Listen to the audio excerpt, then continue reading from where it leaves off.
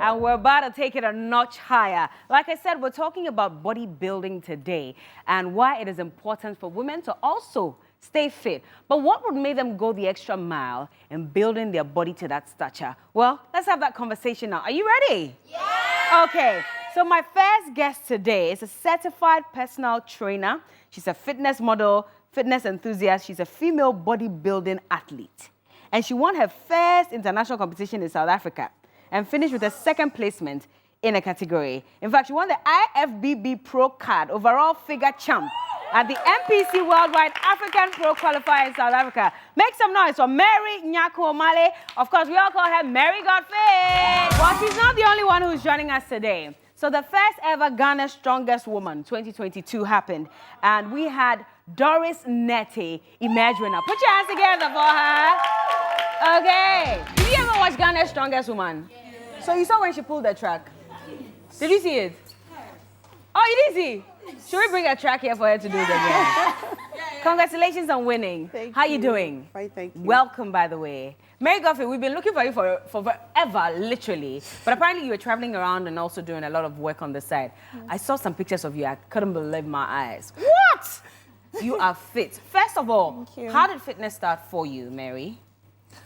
It started way back after secondary school. I was underweight, very slim, and I wanted to put on some size. I want to gain weight a little bit. So, yeah, that was how I entered the gym and I started working out.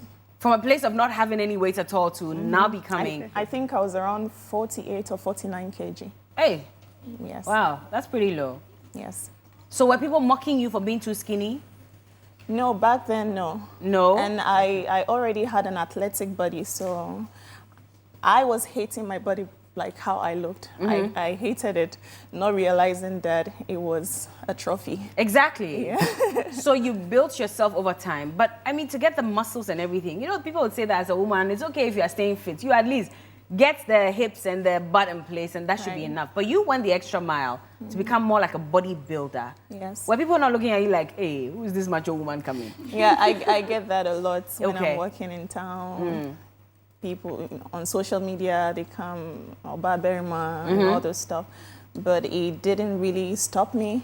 It didn't. At some point, I'm human. It got to me, but I kept pushing. I never stopped. Was that your goal from jump? So that wasn't my goal. Like when I grew up, this is who I want to become. No, I didn't even know there was anything like bodybuilding. Even back in SHS, I didn't know. It was after SHS that I realized that no, there's another sport. I wanted a different sport from football, running, and all those things. So I started doing my research, and I realized that bodybuilding is a sport out there, not here in Ghana though. Yeah. But here it's male dominated. Exactly. So I ventured into it. And Doris, what about you? So if you have energy to pull the track, give me 100 balls of banku, it won't work. It will not work. So, I mean, how did fitness also start for you? Well, it's amazing. As she started, I was laughing because for me, from primary to SS, I never did anything sports. Nothing? No. Were you skinny as well? Or you were No, I had weight. As you can see now, like, I was like this throughout, but I never did anything sports, which I'm the type that when it gets to sports, you never see me in class. But I will not even come. You didn't like it? So how did you end up in the gym and all that? Well, my auntie used to attend the gym. So one day she was like, let's go to the gym for aerobics. So I was like, this day I've not done something, but how do you want me to go? So she was like, let's go. I said, okay. I followed her. I did one, twice, and I realized like I was beginning to enjoy everything. So I started going. I had the opportunity to work in the gym too as well. So I took that opportunity. I said, okay, let me try something. So I had one guy at the gym, and he was like, looking at the way you train, you are strong. So let's try something.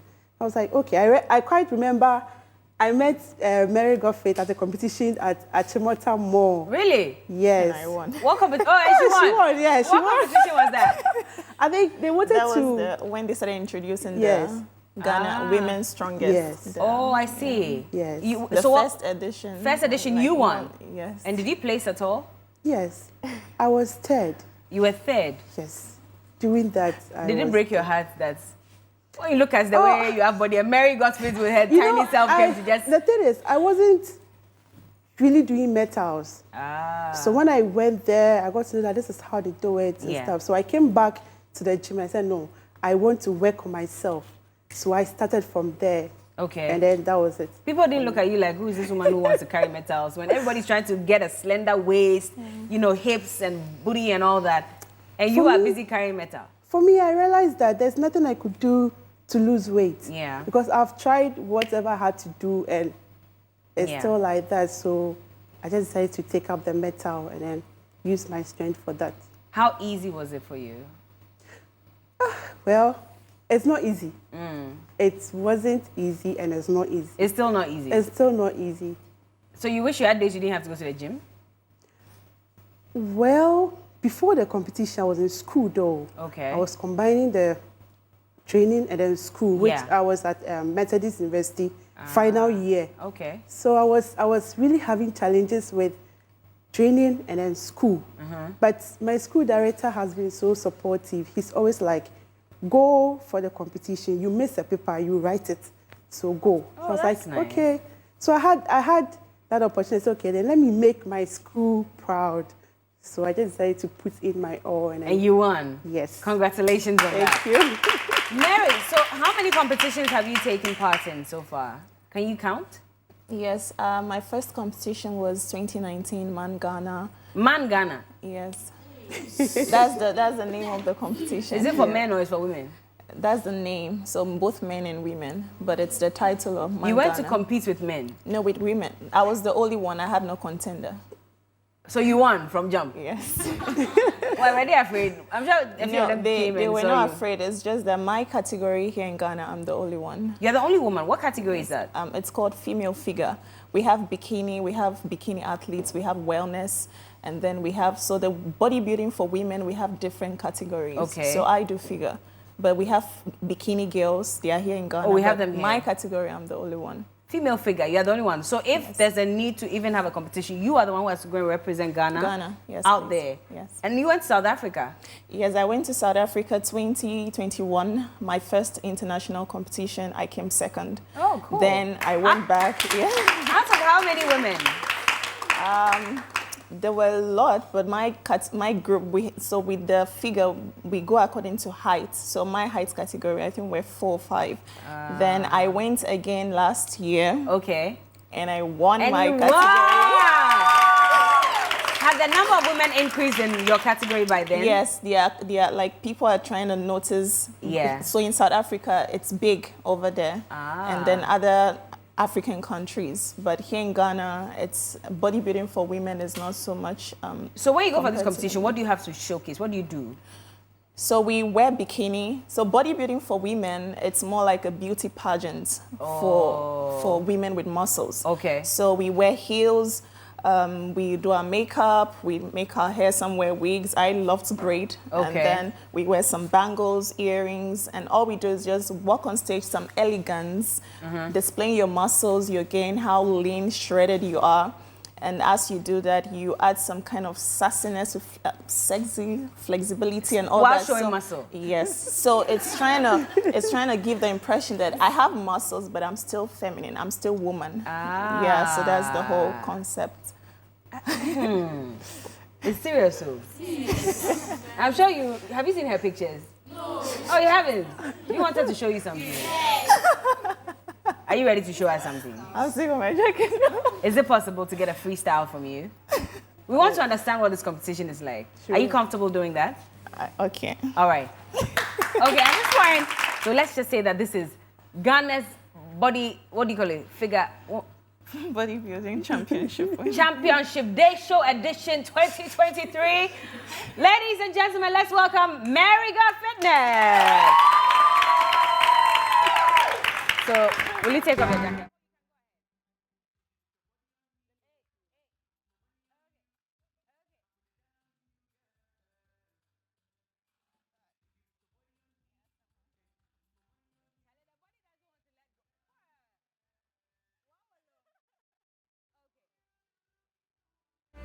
So when we get on stage, Yeah. coming in, you have to make an appearance. So on our heels, you walk. As you're walking, you're twisting like that. In your bikini as well, Yes, right? yes. Okay. Then you get on stage. We have presentations. So as you're presenting yourself, you'll be looking at the judges. We have judges in front. Okay. And then you make eye contact with them. Hello. So you pause, you do your front pose, you turn, go to your side, you pause. You Hello. flex. As you're doing that, you add some kind of, Sexiness and hey! I see. And you pause. So more like they're called quarter turns. Okay. You just keep turning when you're done.